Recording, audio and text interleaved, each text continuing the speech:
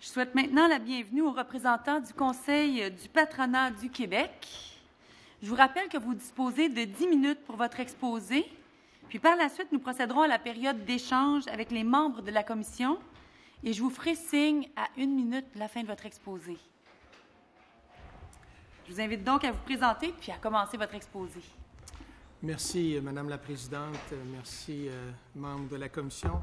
Mon nom est Yves-Thomas Dorval. Je suis président et directeur général du CPQ, le Conseil du patronat du Québec, et je suis accompagné à ma gauche par Maître Julie Lessard, qui est associée au cabinet BCF, spécialisé dans des dossiers de mobilité et d'immigration, et à ma droite par Denis Hamel, vice-président politique de développement de main-d'œuvre au CPQ, Conseil du patronat. Alors, merci, Madame la Présidente, et merci, Monsieur le ministre, chers députés de l'Assemblée nationale. Je suis très heureux d'être ici avec vous. Écoutez, il faut quand même rappeler une chose, le CPQ, si on est ici devant vous, c'est parce qu'on représente plus de 70 000 employeurs qui ont des activités au Québec. Donc, je pense que ça vaut la peine de nous prononcer en leur nom ici. On les a consultés, on a eu des comités, des échanges avec eux. C'est une question qu'on étudie depuis longtemps, les questions qui touchent l'immigration. Mais également, je pense que c'est important aussi de souligner, c'est notre 50e anniversaire cette année, donc on a 50 ans de profondeur dans les sujets, les débats que nous avons et auxquels nous participons. La raison du projet de loi 9, on va laisser au gouvernement l'expliquer, mais quant à nous, c'est certain qu'il y a un grand enjeu au Québec de mieux arrimer l'immigration avec les besoins du marché du travail.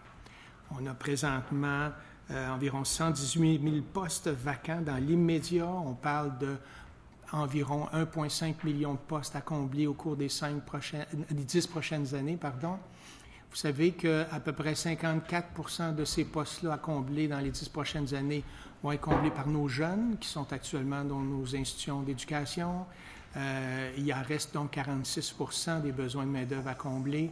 Là-dessus, à peu près la moitié, à peu près donc le quart du total, va venir de l'immigration. Et l'autre quart, c'est l'effort qu'on doit faire. C'est toujours une question aussi d'intégration là-dedans et de diversité. Comment on peut aussi s'assurer que des gens qui sont au Québec, mais qui sont dans des groupes moins représentés sur le marché du travail, puissent s'intégrer. Là-dessus, on est très fiers au CPQ de travailler dans plusieurs initiatives actuellement pour permettre, dans tous ces domaines-là, favoriser la persévérance scolaire, meilleure éducation, favoriser l'intégration des personnes et bien sûr les dossiers d'immigration. On n'est pas ici juste parce que c'est un sujet qui est à l'ordre du jour. On a publié des études sur la valeur économique de l'immigration. On a tenu des colloques sur ces questions-là. On a pris position en faveur de l'importance d'une immigration forte au Québec, une immigration réussie. Alors, on comprend que le gouvernement veut avoir une immigration mieux intégrée. Et on comprend également qu'il veut avoir une immigration. Pour l'intégrer, il y a la dimension de l'emploi. L'intégration économique, c'est un des facteurs les plus importants dans l'immigration. Donc, c'est pour ça qu'on souscrit à plusieurs des objectifs qu'il y a dans le projet de loi, parce que c'est un peu l'objectif qu'on cherche à faire. Bien sélectionner, accueillir et intégrer nos futurs arrivants, ce sont les enjeux les plus importants. Actuellement, il faut comprendre qu'immigrer au Québec, pour les personnes concernées, mais aussi pour les employeurs qui cherchent à obtenir des personnes immigrantes, c'est le parcours du combattant. Je ne veux pas jeter l'opprobre soit à des gouvernements successifs ou aux gens de la fonction publique, mais malheureusement, il y a un écart qu'on assiste depuis des années entre des objectifs, entre des visions, la réalité et les résultats. Bref, on a tous des objectifs vertueux, tous des objectifs intéressants.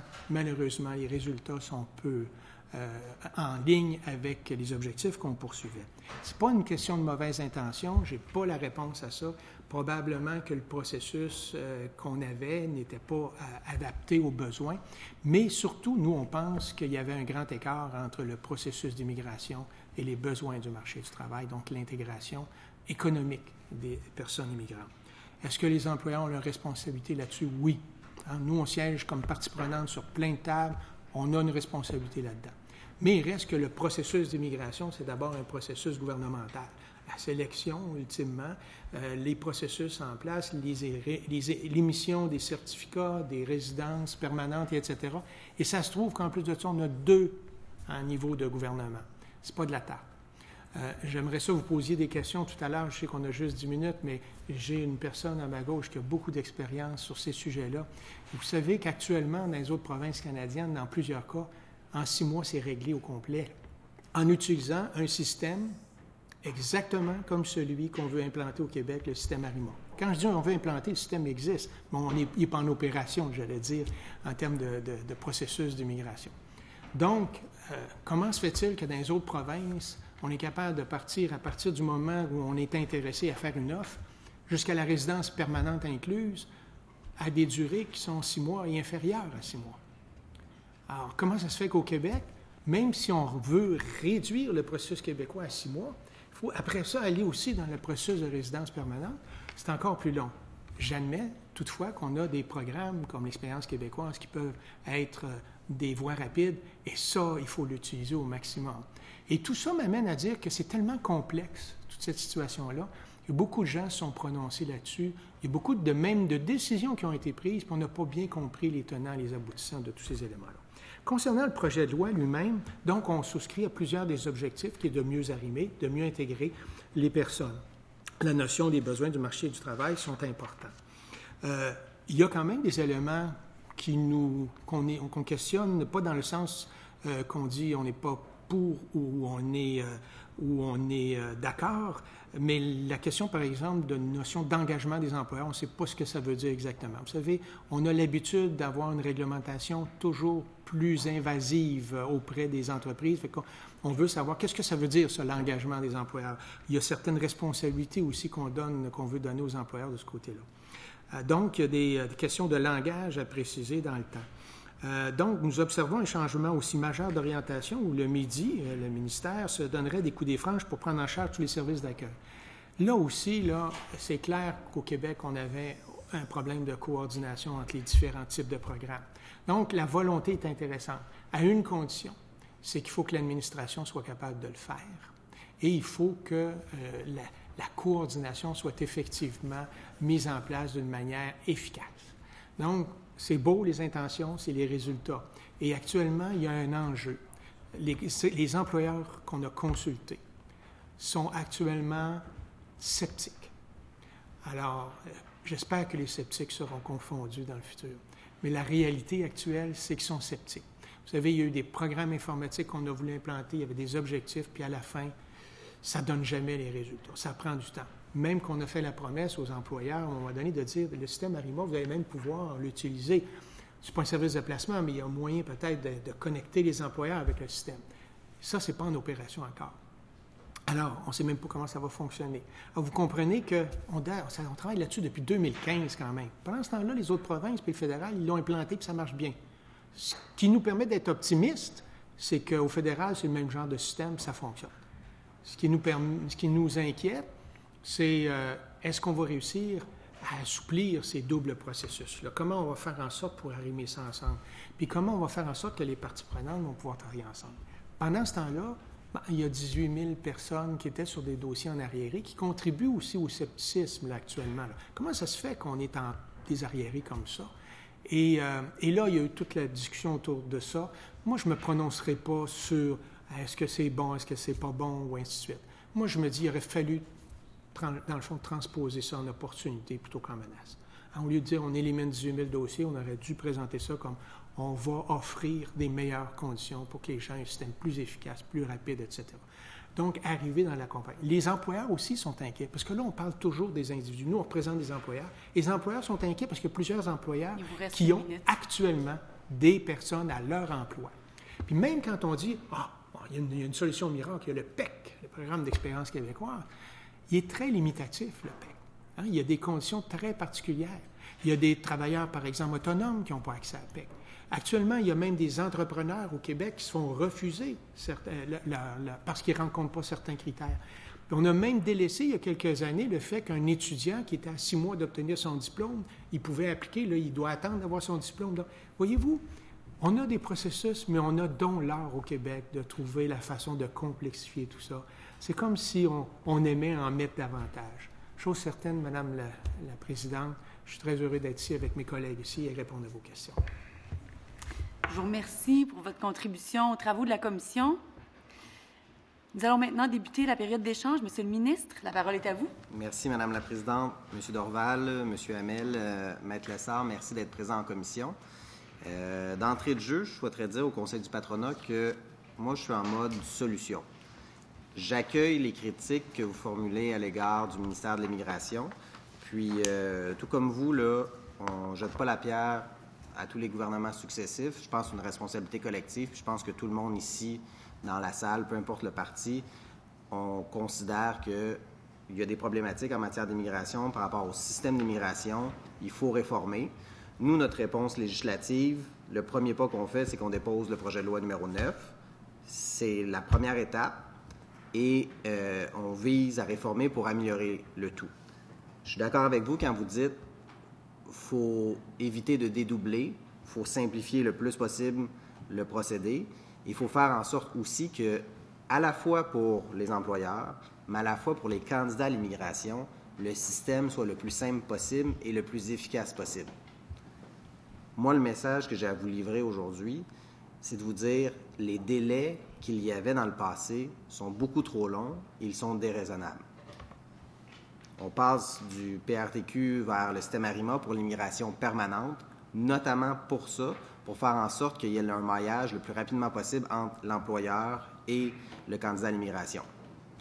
Lorsque vous parlez du portail employeur, on est présentement à travailler sur le portail employeur. On souhaite qu'il soit mis en place le plus rapidement possible, justement pour offrir l'opportunité aux employeurs de pouvoir avoir du maillage avec les employés.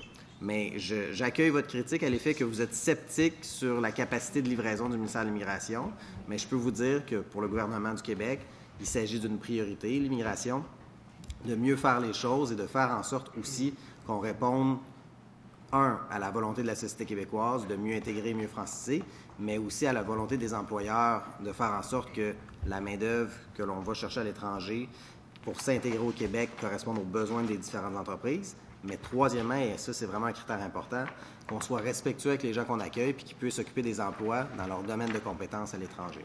Fait que ça, c'est le topo un peu du projet de loi 9.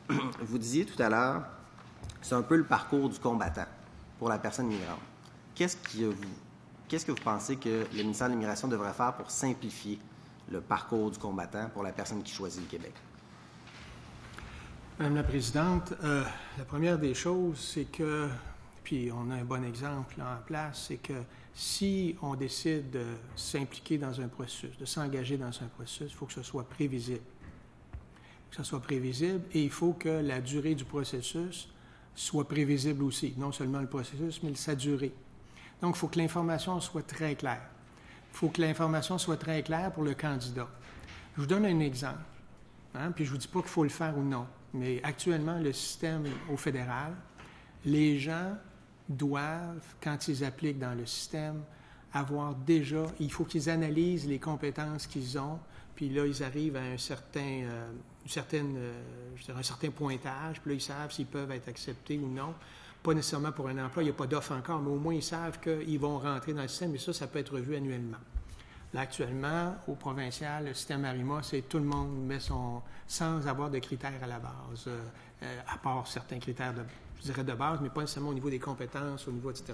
Donc, c'est un exemple, là, il y a un processus, oui, il est clair, on peut aller dans ARIMA, mais comment ça va fonctionner? Est-ce que je vais être appelé? Est-ce que je rencontre les besoins du Québec, etc.?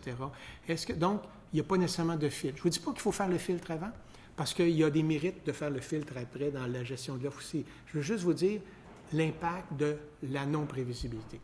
Pour une personne qui actuellement occupe un emploi au Québec, mais qui est en demande de certificat, actuellement, la situation actuelle, je veux dire, on ne mettra pas la tête dans le sable, là, il y a une incertitude qui a été créée. Même chose pour certaines personnes à l'étranger. Une fois que ça s'est fait, là, il y a plusieurs programmes. Le programme d'expérience, le programme... Puis après de ça, il y a la question de le travailleur étranger temporaire qui vient ici, comment il peut appliquer. Il y a toutes sortes de programmes comme celui-là. Donc, Est-ce que c'est clair, etc.? Moi, je vais demander à notre collègue ici qui a beaucoup d'expérience avec des employeurs et des personnes immigrantes, qui pourrait peut-être commenter davantage que moi. En fait, effectivement, la question de la prévisibilité, elle est extrêmement importante parce qu'on vit une pénurie de main-d'œuvre importante dans plusieurs secteurs. Puis l'immigration, c'est une des solutions. Il y a plusieurs solutions pour combler ces besoins-là, mais l'immigration est une solution importante puis essentielle. Mais ça fait partie d'un plan stratégique pour une entreprise. Puis si du jour au lendemain, le plan qu'on a fait ne peut plus être mis en œuvre parce que les systèmes ne fonctionnent plus, parce qu'il y a un blocage, bien, on est mal pris. Je comprends qu'aujourd'hui, le PEC fonctionne encore, mais le PEC ne vient pas combler un besoin de main-d'œuvre. Le PEC couvre des gens qui sont déjà en emploi ici. Fait que les emplois qui ne sont pas occupés, puis ceux pour lesquels il y a une crise à l'heure actuelle, il n'y a pas de solution. Il n'y a rien qui est en branle. Puis effectivement, on voit qu'il y a 91 000 candidats dans le système futur qui sera mis en place bientôt, on l'espère. Mais on ne sait pas quelle est la qualité de ces candidats-là. Parce que par opposition au système fédéral où le système va bloquer la candidature d'une personne qui n'a pas le pointage requis pour se qualifier comme travailleur qualifié ou sous le programme d'expérience canadienne, notre système nous ouvre la porte à tout le monde. Fait que déjà, même en termes de travail administratif, on a déjà une surcharge qu'on a créée en ne faisant pas un minimum de sélection au départ. C'est sûr, par contre, que les solutions que vous apportez sont intéressantes. S'il y a une offre d'emploi validée, ça va être traité avant les autres, mais ça va marcher mieux quand les employeurs vont avoir accès aussi aux candidats qui sont dans le système. Donc, il y a des éléments intéressants, mais de ne pas être capable de prévoir aujourd'hui, c'est extrêmement difficile parce que le PEC est là pour certaines personnes, mais ce n'est pas des nouveaux postes qu'on comble. Et le PEC n'est pas ouvert non plus aux gens qui n'ont pas une maîtrise assez avancée du français aussi. Et cette réalité-là existe pour certains postes, notamment dans le secteur manufacturier ou dans certains secteurs peu spécialisés ou à court terme. C'est ça la solution que les entreprises ont. C'est ça la main-d'œuvre qui est disponible, puis c'est à celle-là à laquelle on a besoin d'avoir accès aussi. Donc, il y a tous ces éléments-là qui ne sont pas clairs puis qui font en sorte que c'est difficile de faire un plan pour une entreprise puis d'intégrer l'immigration dans son plan puis d'intégrer les immigrants. Est-ce que, c'est intéressant ce que vous dites, est-ce que vous m'invitez à reviser la décision qui avait été prise par l'ancienne ministre de l'Immigration, la députée de Notre-Dame-de-Grâce, relativement à la grille de sélection, d'avoir un fil dès le départ plutôt que d'ouvrir le bassin à tout le monde? Est-ce que le Conseil du patronat m'invite à reviser ce qui avait été fait sous le précédent gouvernement au niveau du fonctionnement du système Arima? Alors, c'est une bonne question, Madame la Présidente.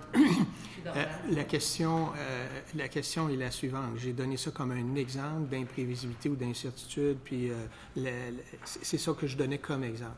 Je vous ai dit qu'il y a des bons, il y a des avantages et des inconvénients aux deux aspects. On est quand même un petit joueur au niveau mondial pour attirer des gens.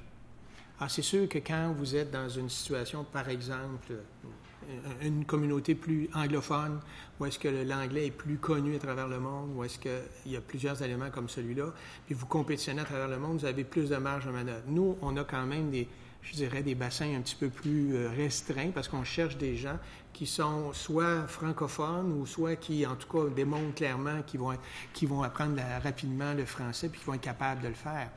Alors, on s'adresse donc dans un marché concurrentiel mondial énorme. Alors, peut-être que la décision qui a été prise, parce qu'encore une fois, on n'a pas tous les éléments, ça fait partie de nos recommandations en passant dans notre mémoire, d'avoir plus de transparence sur un paquet d'éléments pour qu'on puisse davantage comprendre les décisions. Mais, à votre réponse, je vous dirais qu'il y a des avantages et des inconvénients aux deux. On est dans un marché concurrentiel, on est un petit joueur sur l'échelle planétaire par rapport à tout ça. Je ne peux pas vous répondre à ce moment-ci sur cet élément-là précis, ne sachant pas tous les éléments qui ont été étudiés. Mais chose certaine, on peut regarder qu'au fédéral, ça permet une gestion plus efficace du système. Parce que ça, vous savez, au Québec, je l'ai dit tout à l'heure, 50% à peu près des demandeurs déjà dans le système étaient refusés. Ça veut dire qu'à quelque part, il y a déjà 50% de personnes environ là, qui font application. Donc, les 18 000 dossiers qui sont entendus parler, il y en a probablement environ 9 000 qui vont être refusés de toute façon dans le système actuel. Alors, la question, c'est que si on peut réduire à l'entrée un petit peu ceux qu'on sait qui ne filtreront pas, qui ne rencontreront pas les objectifs, bien, à ce moment-là, peut-être que ça va être plus efficace. Mais, la partie contraire à ça, c'est comme je l'ai expliqué tout à l'heure, ça va réduire notre bassin encore plus. Puis on a besoin On a besoin d'être compétitif. L'enjeu que j'ai davantage aussi, c'est qu'actuellement, je ne sais pas exactement ce qu'il y a dans le bassin là, de 80 quelques mille dossiers d'ARIMA, mais advenant que c'était majoritairement, genre 90 % de gens qui ont un diplôme universitaire, et que 54 % peut-être des besoins pour les travailleurs immigrants sont des travailleurs sans diplôme universitaire. Là, je ne l'ai pas le fit non plus, là. Alors, évidemment, ça va prendre beaucoup de promotion à l'externe, mais on sait en partant que de faire l'exercice de vouloir émigrer quelque part, ça nécessite aussi beaucoup d'autonomie, beaucoup de compétences personnelles, de capacités. Alors, tout ça, là, c'est des enjeux que, malheureusement, on ne peut pas répondre à une question rapide comme celle-là. Ça prendrait vraiment une étude plus approfondie du travail. Il y a des tables pour faire ça. Il y a des chercheurs qui peuvent s'impliquer dans ces questions-là. Ce serait vraiment présomptueux de ma part de répondre à une question aussi pointue. Je comprends aussi ce que vous me dites. Dans le fond, le ministère de l'Immigration doit avoir un rôle de prospection aussi. Ça, on instaure ça dans le projet de loi 9, notamment pour faire en sorte que les besoins des entreprises correspondent aussi au profil des candidats. Donc, on va faire dès l'étranger, on va aller chercher les gens à l'étranger, s'assurer de vendre le Québec, mais aussi d'être honnête avec les gens. Parce que je vois là, à la page 5 de votre mémoire, le paragraphe 3, là, vous dites « Le précédent système a conduit le Québec à accepter beaucoup trop d'immigrants surqualifiés par rapport aux besoins des employeurs, condamnant bon nombre d'entre eux au chômage ou à devoir occuper des emplois qui ne sont pas à la hauteur de leurs talents et compétences. C'est une situation déplorable qu'un système basé sur une offre d'emploi validée, nous l'espérons, permettra d'éviter. » C'est exactement ça qu'on veut faire en passant du système que nous avions avant vers le nouveau système. Mais très certainement, dans le projet de loi 9 aussi, on se donne les outils pour le faire. Puis aussi, on se donne les outils pour, dès l'étranger, déployer des ressources pour faire en sorte, supposons, de donner de la formation au niveau de la francisation, au niveau de l'intégration. Donc ça, j'entends très bien votre message, puis c'est un des objectifs qui a conduit à la rédaction du projet de loi 9, pour faire en sorte de vraiment être arrimé sur les besoins du marché du travail. Pour ce qui est du maillage là, entre les employeurs et les candidats à l'immigration, comment vous voyez ça pour les employeurs, la période de temps où ils peuvent rejoindre les candidats à l'immigration? Est-ce que c'est de façon informatique? Est-ce que vous avez besoin de ressources pour aller à l'étranger? Comment le Conseil du patronat voit ça? C'est d'abord, la première des choses, c'est important de le mentionner parce que dans le projet de loi, il y a une disposition qui vient donner au rôle du ministère le rôle de recruteur. Alors, vous comprendrez qu'on représente des employeurs et on représente des entreprises, puis il y a des entreprises qui sont déjà impliquées dans ces questions-là. C'est sûr que vous comprendrez qu'on va défendre nos membres qui disent, bien, là, il faudrait quand même avoir il ne faudrait pas réduire notre capacité d'intervenir. D'autant plus que les besoins sont énormes, il ne faudrait pas avoir à nuire à des gens qui sont déjà dans le processus. Moi, je pense qu'il y a une coordination qui doit se faire parce que, malheureusement, des fois, là, on le voit au Québec, il y a des initiatives qui viennent de partout. D'ailleurs, dans le projet de loi, vous dites que le ministère va devoir avoir un petit peu plus de coordination des différents intervenants. Mais il n'y a pas juste des intervenants gouvernementaux, il y a des intervenants de groupes, d'associations, d'entreprises, de municipalités, et ainsi de suite.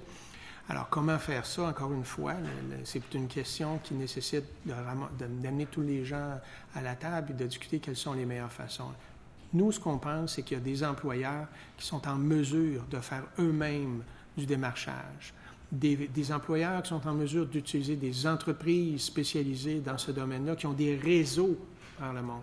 Parce que même si le Québec a des délégations, il faut comprendre qu'au Québec, on a des entreprises de services qui ont des réseaux mondiaux très bien établis, donc qui ont cette valeur ajoutée-là dans le processus. Donc, il faut pouvoir les utiliser.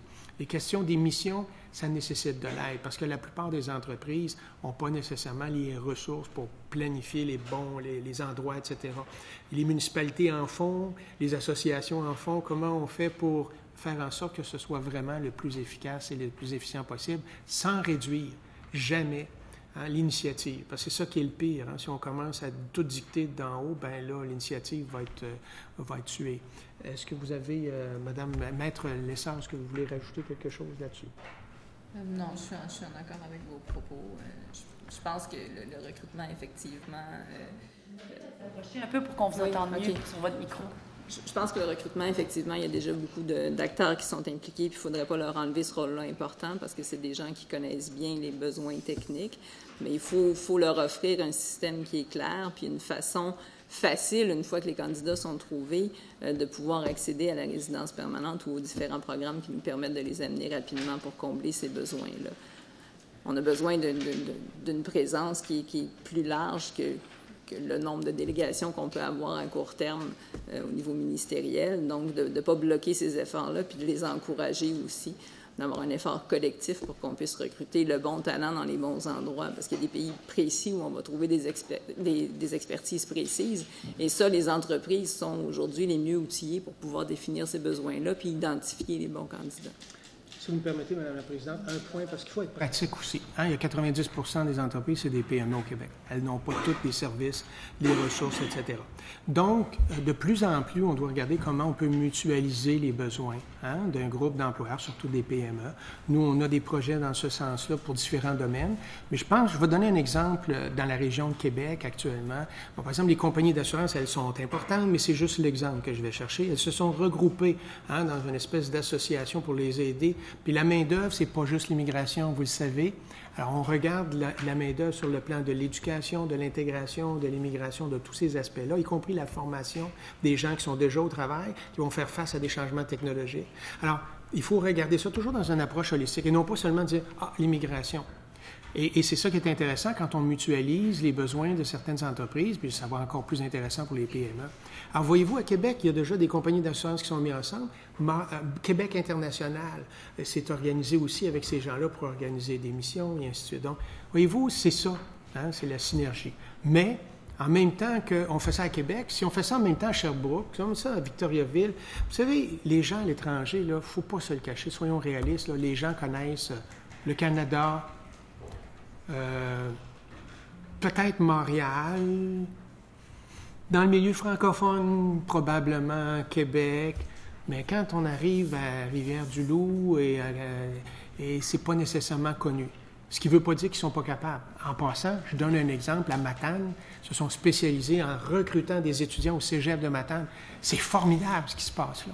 Alors, mais là, on rentre dans un autre domaine, ce n'est pas l'immigration permanente, mais c'est une voie pour aller chercher des personnes qui viennent chercher des diplômes ici, qui un jour seront probablement, possiblement, des résidents permanents. Si je vous entends bien, je crois que le député de Chauveau... Je laisse la parole au député de Chauveau. Merci beaucoup, Mme la Présidente. Merci beaucoup, M. Dorval et Mme Lessard, de votre présentation. C'est évident qu'il y a un rôle de l'entreprise et vos membres en sont impliqués. Là, on le sait que pour accueillir les immigrants, il doit y avoir un processus de mis en place à l'intérieur des entreprises pour favoriser cet accueil-là et pour avoir une rétention, c'est bien évident. Les grandes entreprises sont bien équipées, en général, probablement pas tous, mais plusieurs ont ces moyens-là, disposent de capacités supplémentaires. Nos PME, parfois, j'imagine que c'est un peu plus difficile. Est-ce qu'ils ont les outils pour y arriver? Et vous vous êtes inquiété dans votre mémoire, d'ailleurs, de l'engagement des employeurs. Donc, j'imagine que c'est un peu à ça que vous faites référence. Comment vous le voyez, ce rôle-là de la PME, de son implication? Parce que si on veut régionaliser la main-d'œuvre, pas seulement à Montréal, de l'envoyer en région, bien, la grande entreprise, il y en a en région. Je suis moi-même originaire de la Côte-Nord, puis on le sait qu'il y a des grosses usines, mais il y a aussi des petites PME. Et comment on peut favoriser ça, cette intégration-là des personnes immigrantes dans nos régions, dans les PME, puis comment on peut arriver à vous aider à réaliser ce mandat-là? Vous touchez un point qui nous passionne au CPQ, Madame la Présidente, parce qu'on croit beaucoup à justement la question de l'accompagnement, particulièrement des entreprises qui n'ont pas nécessairement tous les services corporatifs pour faire ces choses-là. On pense beaucoup aux PME. Et on pense à l'accompagnement beaucoup sur une base, tantôt je parlais de mutualiser, mais sur une base locale.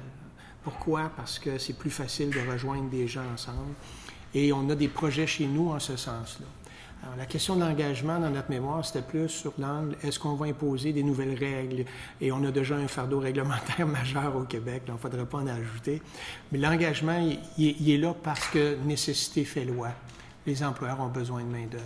inquiétez-vous pas, ils vont travailler dans ce sens-là. Et il faut aussi passer outre à la question juste de la sélection, parce qu'il y a des enjeux de sélection, hein, on parle des fois de discrimination, ces choses-là, mais nous, je pense qu'il faut passer ça maintenant vers l'accompagnement. C'est-à-dire maintenant, il faut commencer à travailler pas seulement la sélection, mais comment on va intégrer le nouvel arrivant au travail, comment on va le faire cheminer, comment on va l'aider à gravir, qu'il devienne un gestionnaire, qu'il va devenir un actif aussi, puis peut-être un membre de la direction, peut-être le propriétaire de l'entreprise. Alors, toute cette réflexion-là doit se faire, ça nécessite de l'accompagnement. Je vais demander à mon collègue Denis Hamel ici, peut-être de renchérir là-dessus. Oui, merci Madame la Présidente. Effectivement, comme mentionné M. Dorval, c'est tout l'enjeu de l'accompagnement des entreprises qui est au cœur du projet ici, parce que jusqu'à maintenant, le support donné était dirigé essentiellement vers l'immigrant, vers le chercheur d'emploi. Une fois qu'il était en entreprise, on disait, bon, bravo, le travail est fait, il a un emploi. Malheureusement, ce qu'on observe, c'est que beaucoup quittent l'emploi, justement, faute d'intégration ou faute d'avoir pu s'habituer à leur nouveau milieu de travail. Et c'est là qu'on s'est aperçu qu'il y avait un gros manque d'accompagnement des employeurs. L'employeur est bien content d'attirer un travailleur étranger, mais toute la question de la rétention, il se trouve très, très, très souvent démuni devant le manque de ressources. Alors que ce soit au niveau de la francisation en entreprise est beaucoup plus efficace que la francisation en cours du soir lorsqu'on a eu une semaine de 40 heures. Même chose au niveau de l'accompagnement de ces travailleurs-là pour ne serait-ce que trouver le réseau à l'intérieur de la municipalité, ouvrir son compte de banque ou faire son épicerie, placer ses enfants en garderie. Donc, c'est tout l'aspect accompagnement de l'employeur, je dirais, en aval de l'embauche qui a été fautif. Et récemment, le Comité consultatif des personnes immigrantes de la Commission des partenaires du marché du travail a demandé une étude sur comment cerner effectivement pourquoi les immigrants ont tant de difficultés d'abord à percer le marché du travail et à garder certains emplois. Et c'est un des facteurs qui est ressorti de façon quand même importante, le manque de ressources destinées aux employeurs. Donc, je pense que c'est une chaîne complète qu'on doit regarder et pas juste la partie recrutement, mais s'assurer que le travailleur immigrant est accompagné au moins pour une bonne période d'adaptation, non pas qu'il soit laissé à lui-même. Encore un exemple très pratique, Madame la Présidente. Tous nos projets maintenant au CPQ, d'accompagnement des employeurs, là, on fait ça avec un organisme d'employabilité en fonction des clientèles qui ont l'expérience de travailler avec les gens. Donc, on travaille avec le communautaire. On fait ça avec des organisations du milieu de l'éducation, parce qu'il y a toujours des questions de reconnaissance de compétences, de formation additionnelle. Donc, ça peut être la commission scolaire, ça peut être le cégep. On fait ça avec Emploi Québec, parce que faire ça tout seul sans qu'Emploi Québec, on risque juste de, à un moment donné, qu'un chien dans un jeu de quilles, à un moment donné, là, on ne sait plus où est-ce qu'on s'en va. Puis on fait ça aussi avec des représentants des gouvernements locaux, donc les municipalités.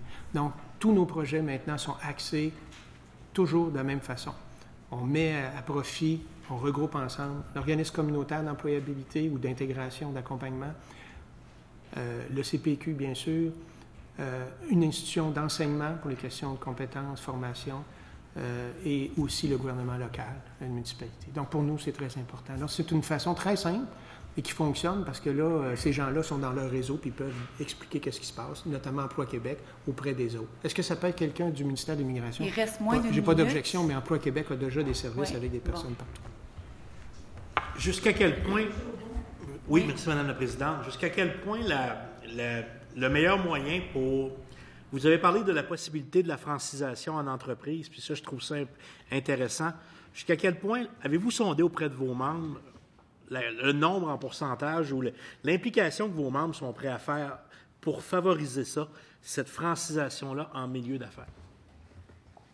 Alors, Madame la Présidente, je vais être honnête avec vous, très peu d'entreprises. Actuellement, les entreprises ont de la misère à libérer alors, pour eux autres, ça voudrait dire passer du temps libéré, du personnel, etc. Il y a des entreprises modèles. Peerless à Montréal est un modèle dans ce sens-là. Il y en a plein d'entreprises modèles. Mais si je regarde l'ensemble, 260 000, je ne sais pas, entreprises. Je laisse maintenant la parole. Même limité parce qu'il y a d'autres institutions qui ont les capacités de le faire aussi, notamment. Monsieur Dorval, je laisse maintenant la parole à la députée de Saint-Henri-Sainte-Anne. Merci.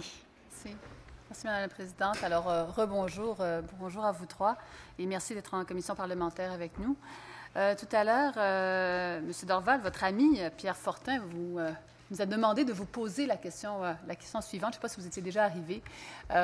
Tout l'enjeu de la discrimination par rapport au CV et le fait que vous aviez beaucoup d'opinions sur la chose, sur ce que devraient faire les entreprises à ce sujet. Donc, j'ai envie de prendre sa question telle qu'elle a été formulée et de vous la soumettre aujourd'hui. Alors, Madame la Présidente, c'est une question importante. Il y a eu des études qui ont démontré, par exemple, qu'un non sur un curriculum vitae pouvait avoir un effet dissuasif au niveau de la discrimination, etc. Écoutez, c'est pas un sujet facile, puis je vais le faire avec transparence et honnêteté. On a été pendant des dizaines d'années au Québec dans un contexte de surcapacité, de disponibilité de main-d'œuvre. On avait un taux de chômage très élevé, on avait une main-d'œuvre très abondante et qui ne trouvaient pas tous des emplois. Alors, la première des choses, quand on comprend le contexte, pendant des dizaines d'années, on avait un surplus de main-d'œuvre. Alors que si vous êtes, n'importe qui, vous êtes au Parlement, vous avez quelqu'un embauché, vous êtes dans une organisation, bien, vous regardez le bassin de main-d'œuvre qui est là. Puis le bassin de main-d'œuvre qui est là, qu'est-ce qu'on fait quand on fait de la sélection? D'abord, la discrimination en passant. Discriminer, ce n'est pas nécessairement toujours dans l'angle négatif de la loi ou quoi que ce soit. Ça peut être tout simplement de faire un choix à partir de certains critères. Les critères qui sont basés sur des choses que la Charte des droits et libertés condamne, on ne peut pas utiliser ces éléments-là. Et ça, on est d'accord avec ça, c'est pas correct. Mais quand vous êtes un employeur, vous cherchez toujours à réduire le risque de l'incertitude. Alors, si, par exemple, une personne n'a pas eu d'expérience au Québec, puis je connais beaucoup de personnes immigrantes qui disent « Comment voulez-vous que je gagne de l'expérience si vous ne me donnez pas d'expérience? » Et ils ont raison. D'où le fait d'avoir des programmes comme d'expérience ou de stage, etc., parce qu'il faut leur donner l'expérience. Moi, je vous donne là, de façon très transparente, très honnête la question. Si vous êtes un employeur, vous êtes responsable de la sélection, vous regardez comment je fais en sorte de réduire l'incertitude de la personne que je vais embaucher. Vous êtes dans ce monde de surplus de main-d'œuvre. Une grande partie de ça est en train de se résoudre de soi-même. Parce que, j'ai dit tantôt, nécessité fait loi. Les employeurs sont en demande, ils ont des besoins. Les employeurs qui avaient des enjeux de ce côté-là, pas tous, avaient des enjeux de ce côté-là, commencent à ouvrir leurs œillères, commencent à considérer. Et ce n'est pas seulement pour les personnes immigrantes. Je le dis, il faut toujours regarder ça de façon générale, la diversité. Les personnes handicapées, les personnes autochtones, les personnes en réinsertion sociale, même les personnes plus âgées qui veulent quitter le marché du travail. Alors, tous les employeurs sont dans cette... Est-ce qu'ils vont au même rythme? Non. Dans tous les modèles, il y a des gens qui sont... En anglais, on dit first adopter ou early follower, etc., des concepts que les gens connaissent bien dans le marketing, mais c'est la même chose dans la réalité des employeurs. Moi, je pense que c'est en train, tranquillement pas vite, de se mettre en place. Mais il faut les accompagner parce qu'ils ne savent pas. Nous, on a des projets actuellement exactement là-dessus. On fait de la formation avec des organismes communautaires qu'on a bâtis avec des organismes du milieu de l'éducation pour former les gestionnaires en entreprise. Parce que la personne, mettons, on est dans une grande entreprise qui fait la sélection, c'est le service de ressources humaines. Probablement qu'il y a des objectifs de diversité d'une grande entreprise. Mais quand tu arrives sur le plancher des vaches, c'est le gestionnaire, à la fin, qui fait la sélection puis l'engagement. Et lui, il n'a pas nécessairement eu toute la préparation, l'engagement. Puis lui aussi, il veut réduire ses risques. Puis lui, il est dans les opérations quotidiennes. Puis qu'est-ce que je vais faire? Donc, il faut l'aider, l'accompagner, le former. C'est exactement ce qu'on a élaboré. Puis on est en train de faire le tour du Québec, à faire la formation à tous les gestionnaires qui sont intéressés, dans toutes les entreprises qui sont intéressées, comment on peut aider les gestionnaires à comprendre comment, par exemple, intégrer, sélectionner, embaucher et accompagner une personne. Là, on le fait sur des groupes. Là, on le fait personnes handicapées actuellement. On commence cette année les personnes autochtones. On veut commencer aussi les personnes immigrantes. Donc, voyez-vous, c'est des éléments, ça, il faut accompagner, parce que ce n'est pas dit que les gens ont cette expérience-là. Les gens, il y a des craintes naturelles. Il y a des craintes, il faut tout simplement les accompagner pour les éliminer. Ça donne bien, nécessité fait loi. Ils n'ont pas le choix, comme on dit, ils ont besoin de main-d'œuvre. Alors, tout ça est en train de s'enligner, ça prend du temps, ça prend de l'accompagnement. Puis les gestionnaires, là, la science n'est pas infuse. Alors, il faut les aider aussi de ce côté-là. Juste une petite question complémentaire sur les formations que vous donnez. Est-ce que vous faites des formations sur les biais, les biais que les gens oui. ont? C'est ça la formation dont vous... Notamment. Ça dure, il y a des sessions d'une demi-journée puis d'une journée. Puis on va plus en détail, puis on demande à des personnes impliquées dans ces domaines-là de venir témoigner OK? Comment on vit ça? Puis on fait des jeux de rôle avec le gestionnaire, pas de rôle, mais de rôle, pour faire en sorte que le gestionnaire comprenne, parce que si j'y pose telle question, c'est quoi l'impact? Qu'est-ce que ça va créer? Alors, il faut tranquillement, pas vite. Puis il y a des craintes. Par exemple, je sais pas moi, santé, sécurité au travail. Il y a quelqu'un qui ne connaît pas les méthodes de travail au Québec. Puis je vais-tu avoir des nouveaux dossiers de santé, sécurité au travail? Des fois, il y a des études qui disent les nouveaux arrivants, bien, on regarde l'augmentation des enjeux de santé, sécurité. C'est toutes des choses que le gestionnaire a en tête, le risque, la crainte, l'incertitude. Alors, comment on peut l'aider à l'accompagner là-dedans? Et ce que M. Hamel a dit tout à l'heure est très important. Et ça, les organismes communautaires aussi travaillent avec nous dans ce sens-là, puis travaillent eux autres même de leur côté, de ce côté-là. C'est pas juste de trouver un emploi. Après ça, il faut l'accompagner pendant un certain temps dans l'entreprise parce qu'il y a plein de situations qui vont se produire dans la première année, puis il faut aider. Puis au niveau des mesures de l'État, il faut mesurer. Il faut mesurer, est-ce que c'est une réussite? Est-ce que la personne est restée en emploi ou elle est partie après? Puis qu'est-ce qui a amené ces facteurs-là? C'est là-dessus qu'il faut travailler. Puis je dois dire qu'on est chanceux, nous, on siège à la Commission des partenaires du marché du travail, qu'on travaille avec les partenaires syndicaux, on travaille avec les partenaires communautaires, les partenaires d'éducation et Emploi Québec. Et ça, là, c'est une mine d'or. Je pense que notre présidente va me suivre tout à l'heure sur la tribune. Alors, elle pourra certainement vous parler des mérites de la Commission des partenaires. Mais nous, ça donne... C'est pas tout le monde qui a cette chance-là. Donc, il faut nous autres prendre ce qu'on a là, ce qu'on voit là, puis l'amener aux gens maintenant sur le terrain. C'est le grand défi qu'on a au Québec. Une question que j'ai par rapport au scepticisme des employeurs face au nouveau système, puis à la réforme et le nouveau système particulièrement. À l'heure où on se parle aujourd'hui, puis vous l'avez bien mentionné, Maître Lessard, il n'y a rien qui répond à la pénurie de main-d'œuvre, parce que le PEC ne répond pas à la pénurie de main-d'œuvre. Donc, on est jour aujourd'hui, demain, après-demain, il n'y a rien qui répond à ça pendant les prochaines semaines, probablement dans les prochains mois.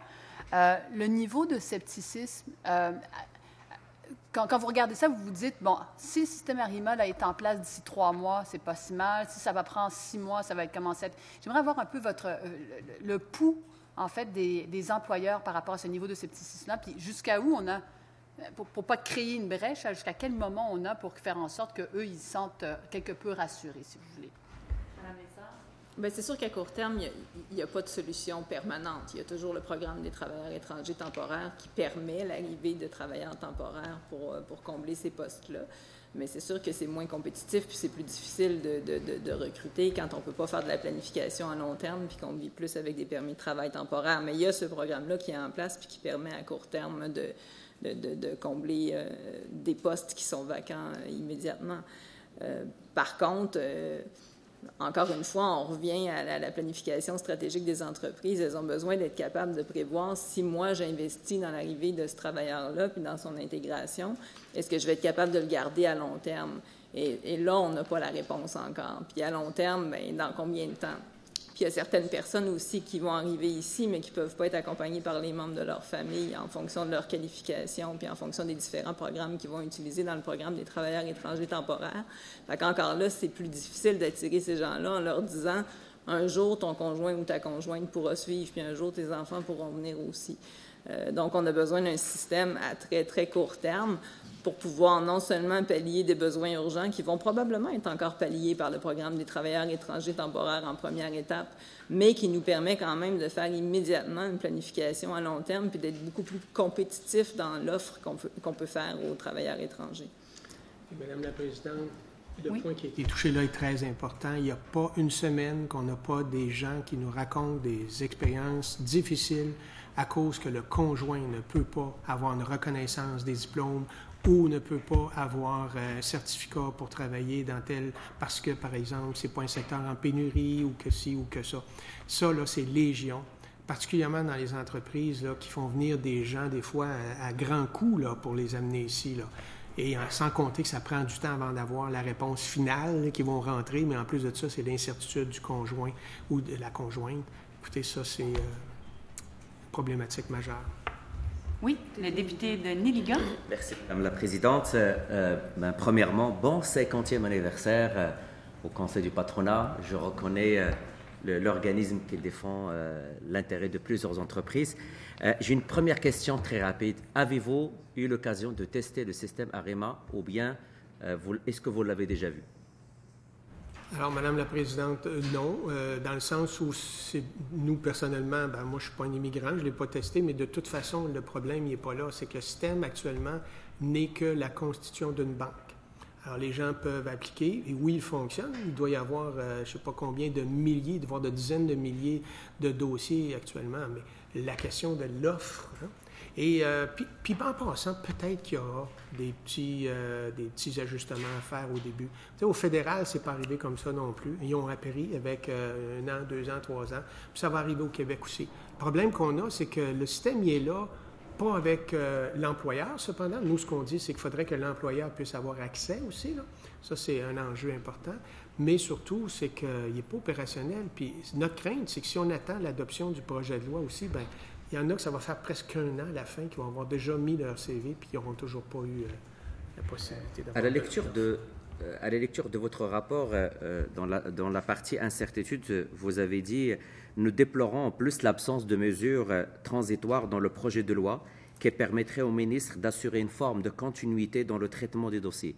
La rareté de main-d'œuvre qui prive notre économie de milliards de dollars de contrats et d'investissements mérite qu'on porte une attention aux candidats qui pourraient rapidement assurer le maintien de leur emploi ou de leur statut de travailleur au Québec. » Si j'ai bien compris, vous faites référence à la décision de mettre à la déchiqueteuse des 18 000 dossiers. J'ai dit que je n'allais pas nécessairement commenter cette décision-là sur le fait que, parce qu'il y a une raison, cette décision-là a été mise de l'avant pour une raison, elle comporte des impacts humains majeurs et aussi des impacts pour les employeurs. On devrait le transformer en opportunité plutôt qu'en menace. J'ai dit qu'au lieu de parler de détruire, on aurait dû parler de trouver des solutions. Je vais laisser M. Hamel répondre davantage à la question. Oui. Merci, Mme la Présidente.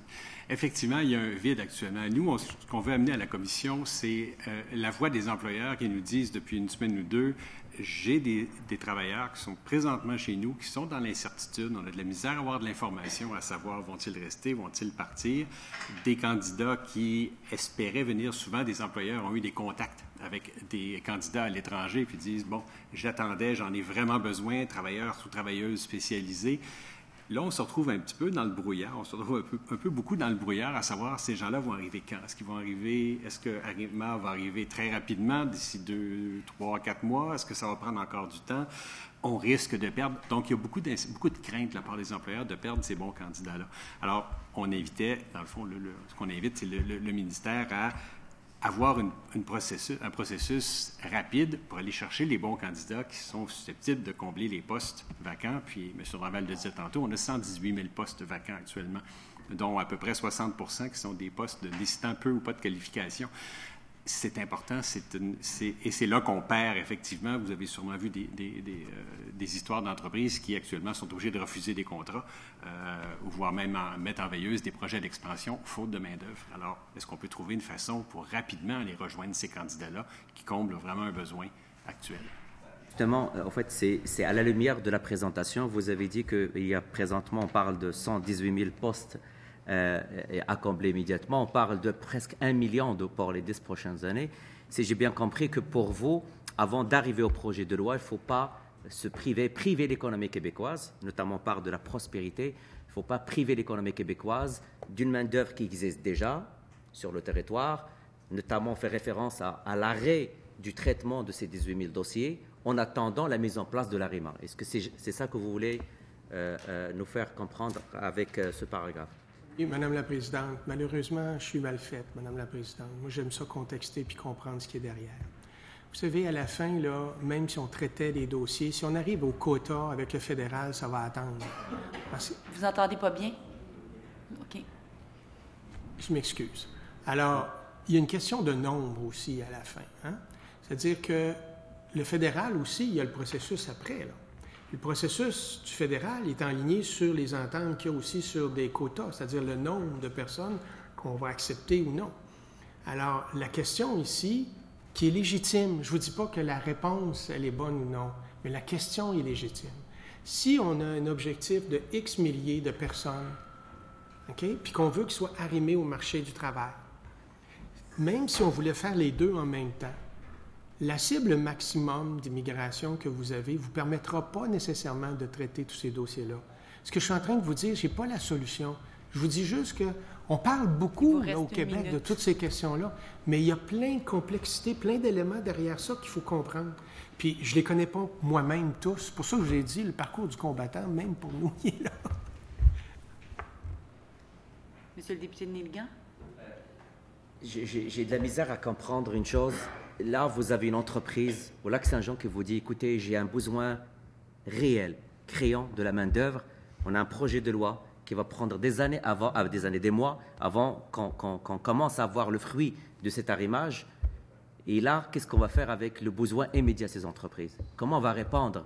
La situation, elle est criante. Il y a 110 000 postes disponibles.